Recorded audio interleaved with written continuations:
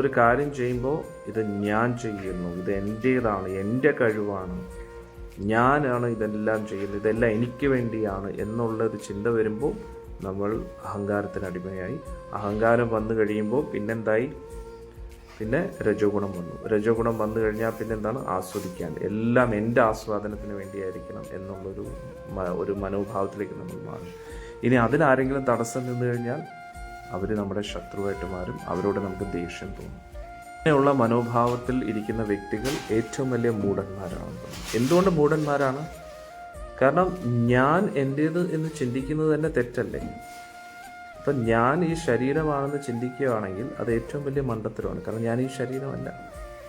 ഇനി ഈ ലോകത്തിലുള്ള എല്ലാം എൻ്റേതാണെന്ന് ചിന്തിക്കുന്ന അതും തെറ്റാണ്. കാരണം ഇതെൻ്റേതല്ല, ഭഗവാന്റേതാണ്.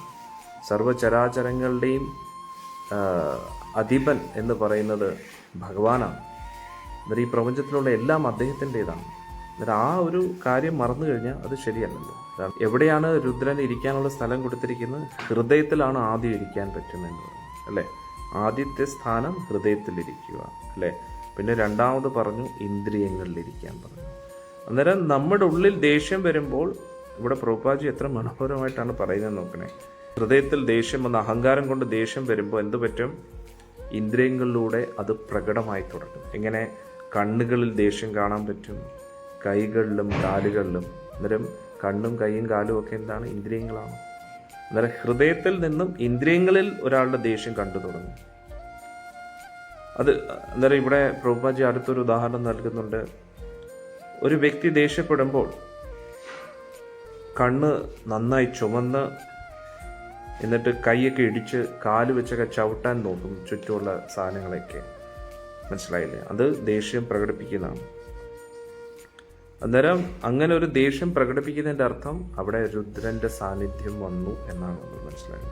രുദ്രന്റെ സാന്നിധ്യം വന്നു കഴിഞ്ഞാൽ എന്താണ്? നാശം. അതാണ് നമ്മൾ മനസ്സിലായത്.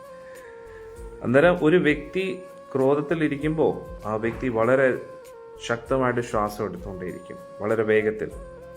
അന്നേരം അതാണ് അടുത്തത് പറയുന്നത്. അതായത് ഹൃദയത്തിലിരിക്കൂ, ഇന്ദ്രിയങ്ങളിലിരിക്കൂ, വായുവിലിരിക്കൂ, ശക്തമായിട്ട് ശ്വാസം എടുത്തുകൊണ്ടിരിക്കും അല്ലേ? ഇങ്ങനെ കഴിയും അല്ലേ? ദേഷ്യം കൊണ്ട് ഭയങ്കര ദേഷ്യം വരുമ്പോൾ വളരെ വേഗം ദേഷ്യം വരും. അന്നേരത്തെ ഈ വായു വളരെ പെട്ടെന്ന് ശ്വാസം എടുക്കാൻ തുടങ്ങും. അന്നേരം എന്തുകൊണ്ടാണ്? അവിടെയും രുദ്രൻ വന്നു തുടങ്ങി എന്നാണ്. അന്നേരം ഇതൊക്കെ രുദ്രന്റെ സ്ഥാനങ്ങളാണെന്ന് പറയുന്നു. ഇതൊന്നും സാങ്കല്പികമല്ല. ഒരു കാര്യമില്ലാതെ ഇതൊന്നും സംഭവിക്കത്തില്ല എന്ന് നമ്മൾ മനസ്സിലാക്കണം. എത്ര ഡീപ്പായിട്ടുള്ള കാര്യങ്ങളാണ്, നമ്മളിതൊന്നും ചിന്തിക്കാത്ത കാര്യങ്ങളാണ്.